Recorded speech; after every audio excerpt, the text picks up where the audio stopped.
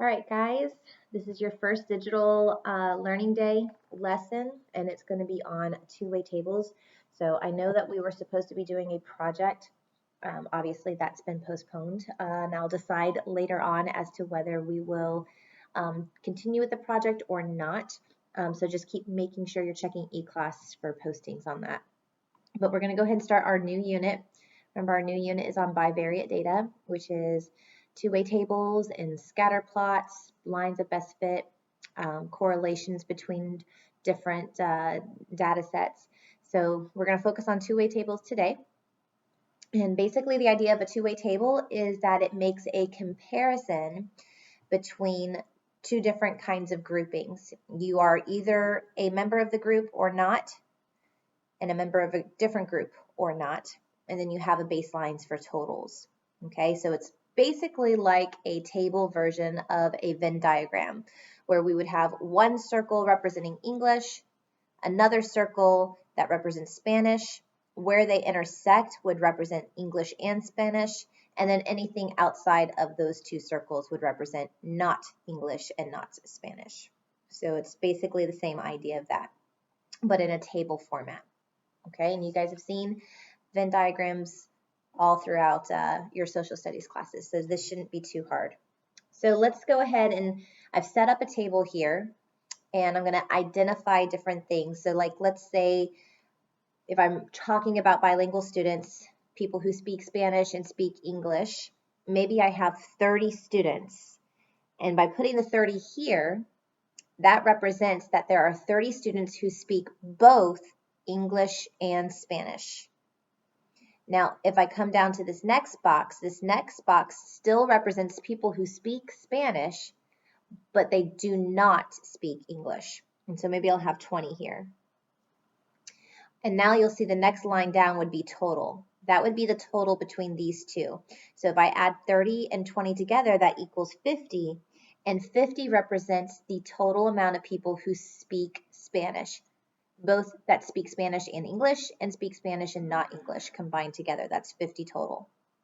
Then we've got our next column, non-Spanish speakers. So maybe I have 65 people in this column.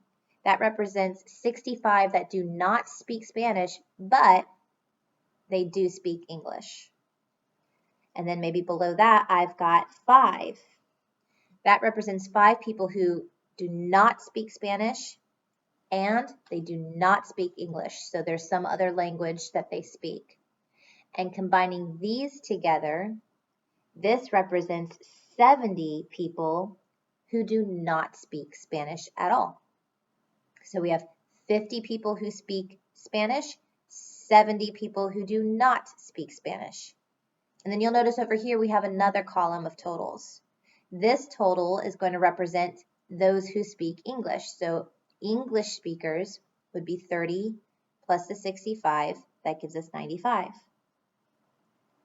Then the non-English speakers would be 20 plus the 5, that gives us 25. And you'll notice that right down here, this represents the total for all of it. And the total that I get for my column should be identical as the total I get for this row. So 50 plus the 70 should be the exact same thing as 95 plus 25, which it is. Both of them come out to being 120. And 120 represents all the people that I took data on. So there's 120 total people. And of those 120 total people, there are 65 people who speak English but don't speak Spanish. There are 5 people who do not speak English, do not speak Spanish. There are 20 who speak Spanish but not English, and 30 who are bilingual in both Spanish and English. That's what this represents, 120 total people here. Okay, now based off of this information, sometimes you might have to answer a couple of questions. So let's take a look. For question number 1, it says the majority of students don't speak Spanish. The majority of students don't speak Spanish. So we have a total of 120 students. The amount of people who do not speak Spanish is represented by the not Spanish total, which is 70. And 70 is a majority of the 120, right? Halfway of 120 would be 60. 70 is greater than 60. That means that there are more non-Spanish speaking people than there are Spanish speaking people. Okay, so this statement is true. We would put down that this statement is true because of the 120 students,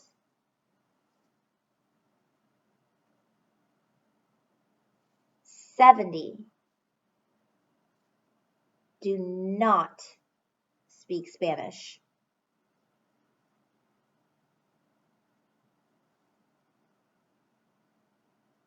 So out of the 120 people, 70 of them do not speak Spanish. Let's take a look at another question. Question number 2. There are more Spanish speakers than there are English speakers. There are more Spanish speakers than there are English speakers. So for Spanish speakers, I go to my Spanish and look at how many total Spanish speakers I have. I have 50 Spanish speakers. And I want to compare that to English speakers. So I go to English and I go all the way to where its total is, and that would be the 95 English speakers. So this statement is actually false. This is a false statement. And the reason being is because there are 95 English and 50 Spanish, and 95 is greater than 50. There are 95 English, which is greater than the 50 Spanish.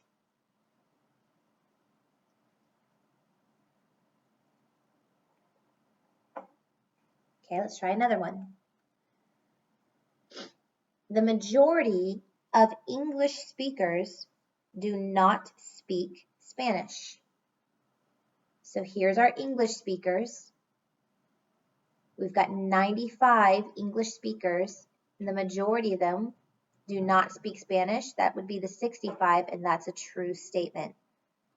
So this would be something you can indicate as true, because you're comparing those who do not speak Spanish out of the total number of English speakers. 65 out of 95 do not speak Spanish. Okay, now the last question that I have for this table, I'm going to zoom into the question, then we'll go back to the table.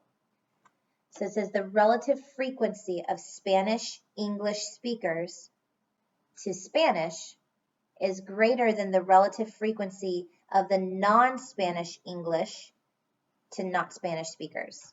So we're comparing relative frequencies. So let me focus here first.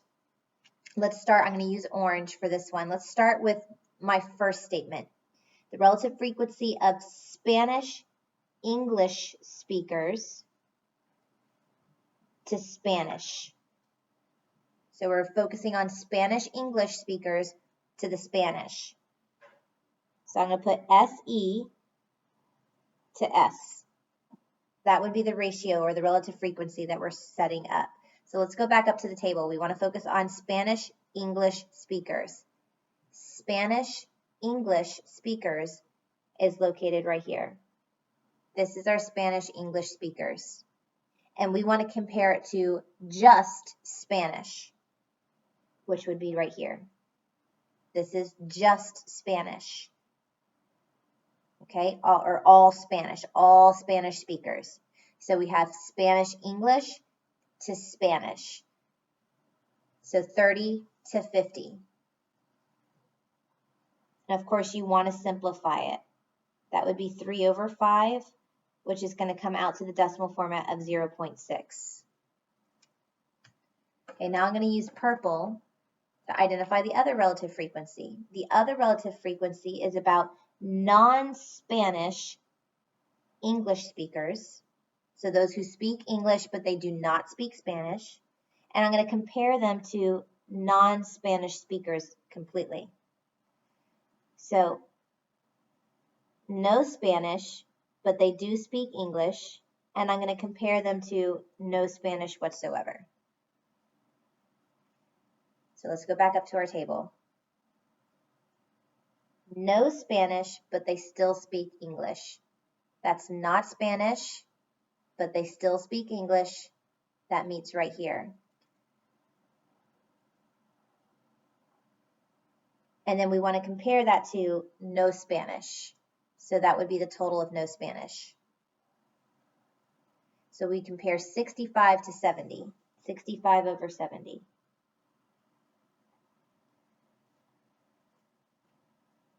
Okay, we'll just go ahead and put that right into its decimal format. And the decimal format is roughly, I have to estimate it, 0.93. It's like 0.92857. It keeps going on and on and on. Okay, so now we need to make that comparison. They're saying that this value, this relative frequency, is greater than this relative frequency, which is false. This would be a false statement based off of what we just seen here. So this is false. Okay, so that's how you identify relative frequency. You take what it's identifying to be compared to, set it up as a fraction, simplify it if need be, or change it to a decimal format. Decimal format is usually an easier format to make your comparison. All right, let's go on to the next page. On here, actually giving you the statement, and I want you guys to come up or create the table based off of this information. So we'll do this first one together, and then I have another one that I'll have you do on your own, and then you can check. So for here, it says there are 150 kids at camp. 71 signed up for swim. There are a total of 62 kids signed up for canoe, and 28 of them are also signed up for swim. So what I'm going to do is I'm going to underline some of this material in different colors so we can identify where do they go based off of their statement. So we'll start with the very first line. There are 150 kids at camp. So 150 kids, that would be a total of all kids. Doesn't say anything about swim or canoe, not swimming, not canoeing. It's just 150 kids at camp. So this value right here is going to go in our total. Okay, next, it says that we have 71 that are signed up for swim. Just says that they're signed up for swim. It doesn't say anything about canoeing or not canoeing. It just says there's 71 students that are signed up for swim. So they might be signed up for swim and canoeing. They might be signed up for swim and not canoeing, but we don't know. So that 71 is going to go here as the swimmers total. Our next line is talking about canoers. There are a total of 62 kids that are signed up for canoe. So at least that one uses the word total. So we would find canoe and follow it to its total, and we would put 62 down here. Then there's one more item. 28 of them are also signed up for swim. So when they're saying 28 of them, they're talking about the former, the canoers. They're saying of those canoers, there are also 28 that are signed up for swim. So under canoe, we would then go to swim and put the 28. So this means that there are 28 canoe people that are also signed up for swim. So we filled in the information that's given to us. Now it's kind of like a puzzle. You have to solve to find out what the missing values are, which is easy because we have some information and we also have some totals. So example, I can figure out what the total is for not canoeing. If I know that there are 71 students who are swimmers, and of those swimmers, 28 of them canoe, then all I have to do is subtract those two values to figure out how many swimmers did not canoe, because I know there's 71 total swimmers. So if I take 71 and subtract 28, that's going to give me my total swimmers that don't canoe, which is 43. Can also do the same thing for here. Out of my 62 canoers, 28 of them swim. So if I subtract 62 and 28, I can find out how many canoers do not swim. So 62 minus the 28 is going to give me 34 canoers that do not swim, because 28 plus 34 is 62. I can also do the same thing for here. I have 150 total students or total kids, and there are 71 total swimmers. So if I do 150 and subtract 71, then that's going to give me 79 total non-swimmers. Same thing for here. If I take 150 and subtract the 62, that's going to give me 88 total non-canoers. And then, of course, you can meet in the middle. If you do 88 minus 43, you'll get 45. You could do 79 minus 34, you'll still get 45. And then that's your table. Now, once you've got the table filled out, we can then answer a couple questions. Well, one question. What is the relative frequency of canoers to swimmers? So there is absolutely no stipulation about canoeing and swimming, canoeing not swimming, swimming not canoeing, just swimmer. It doesn't have any stipulation. It's just canoers to swimmers. So the total number of canoers is right here, 62.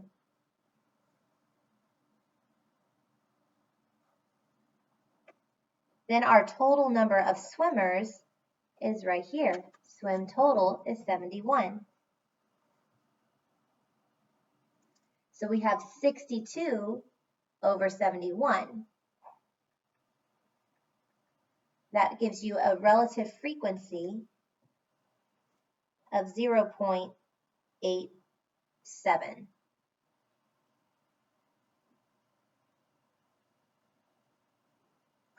All right, let's take a look. This is the last one that I'm going to have you guys do. All you're going to do is create the table. So given this information, fill in the table, and let's see if you get it right. So go ahead and pause the tape so that way you can fill it in on your own, and then when you unpause it, you can check to see if you got it right. All right, so the very first line is talking about how there are 195 males. So I'm going to go to males, and I'm going to put down that there's 195 here as the total. There's a total of 195 males. Then there's 126 females. So I'm going to go to females and fill in that there's 126 females. Okay, the next line is talking about how from those that were surveyed, 110 males ride the bus. 110 males ride the bus. So we have males that ride the bus is going to be 110. And then there are 84 females that ride the bus. So we go to female riding the bus, and we're going to put 84. Now, from the last table, we had to do some subtractions. For here, you can do subtractions, but you also have to do some additions as well. If I start off here, 195 minus 110 is going to give me 85 males that do not ride the bus. If I take 126 females and subtract 84 that ride the bus, that's going to give me 42 that do not ride the bus that are female. And now for the rest of these, I'm actually going to have to add them. So I'm going to have to take 110 males that ride the bus plus the 84 females that ride the bus to find out there's 194 students who ride the bus. Then take the 85 males that do not ride the bus, add it with the 42 females that do not ride a bus, and find out that there's 127 students that do not ride a bus. And if I take 194 and 127 and add that together, it's going to give me 321, which is also the same thing if I take 195 and add it with 126. I will also get 321. Okay, make sure that you do your assignment, which is located on eClass.